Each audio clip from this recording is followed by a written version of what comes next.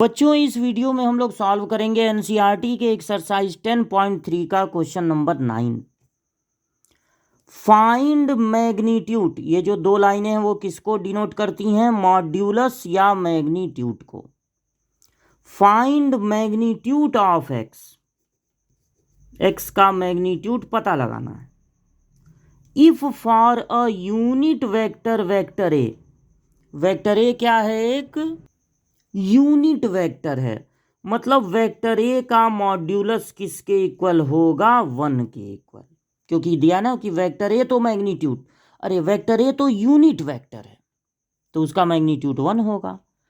X का magnitude पता लगाना है और एक चीज और दिया है, vector X minus vector A dot vector X minus plus vector A equal to है 12।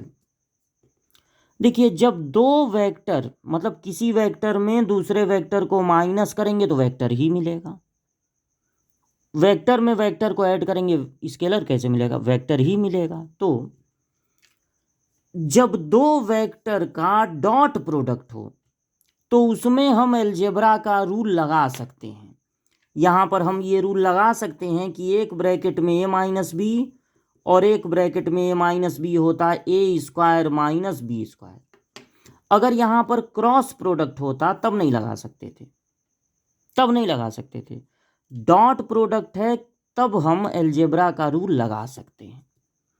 तो एक ब्रैकेट में ए माइनस बी और एक ब्रैकेट में ए प्लस बी हो जाएगा A square minus B square equal to है 12। अब आपको ये फार्मूला जानना होगा कि किसी भी वेक्टर की जगह उसका मैग्नीट्यूड नहीं लिख सकते, लेकिन वेक्टर के स्क्वायर की जगह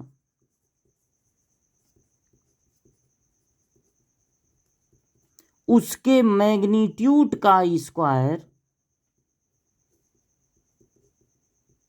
लिख सकते हैं। तो वेक्टर एक्स के स्क्वायर की जगह वेक्टर एक्स के मैग्नीट्यूड का स्क्वायर लिख सकते हैं और यहां पर लिख सकते हैं वेक्टर ए के मैग्नीट्यूड का स्क्वायर।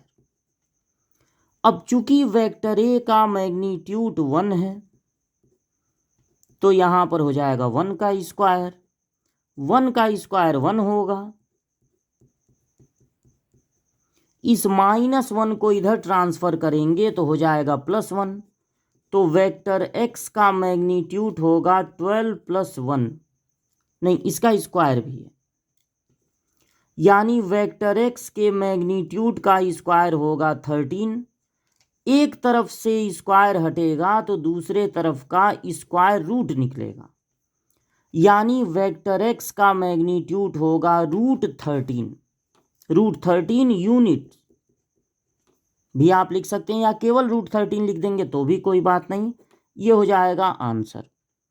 वेक्टर एक्स का मैग्नीट्यूड पूछा गया था, वेक्टर एक्स का मैग्नीट्यूड है √13। अगर दो वेक्टर के बीच में डॉट प्रोडक्ट है तो वहां पर अलजेब्रा का रूल लगा सकते हैं। क्रॉस प्रोडक्ट रहेगा तो अलजेब्रा का रूल नहीं लगा पाएंगे। जब हम यहाँ पर a plus B into A minus B, मतलब अलजेब्रा में तो यही पढ़ेंगे a plus B into A minus B, algebra में तो डॉट क्रॉस होता नहीं है, वेक्टर में होता है।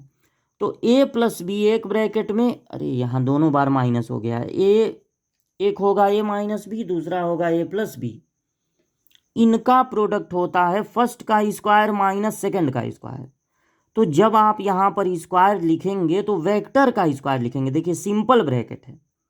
तो बाद में आप ये बताएंगे कि वेक्टर के स्क्वायर की जगह उसके मैग्नीट्यूड का स्क्वायर भी लिख सकते हैं, तब ये जो इक्वेशन है वो मैग्नीट्यूड के टर्म में आएगा। पहले ही मत लिख दीजिएगा मैग्नीट्यूड का स्क्वायर, पहले सिंपल ब्रैकेट बनाना है, ये ध्यान रखिएगा बोर्ड एग्जाम में। तो पहले सिंपल, जब अलजेब्रा का रूल लगेगा यहाँ सिंपल ब्रैकेट लगेंगे।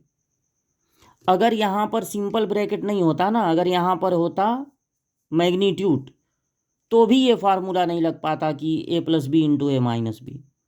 ये तब लगेगा जब यहाँ पर सिंपल ब्रैकेट हो और फार्मूला लगने के बाद भी सिंपल ब्रैकेट रहेगा। बाद में ये बताएंगे कि वेक्टर के स्क्वायर की जगह उसके मैग्नीट्यूड का स्क्वायर भी लिख सकते हैं। अब एक का मैग्नीट्यूड पता है और दूसरे का मैग्नीट्यूड फाइंड करना है, तब इस इक्वेशन से जो मैग्नीट्यूड अननोन है वो फाइंड हो जाएगा।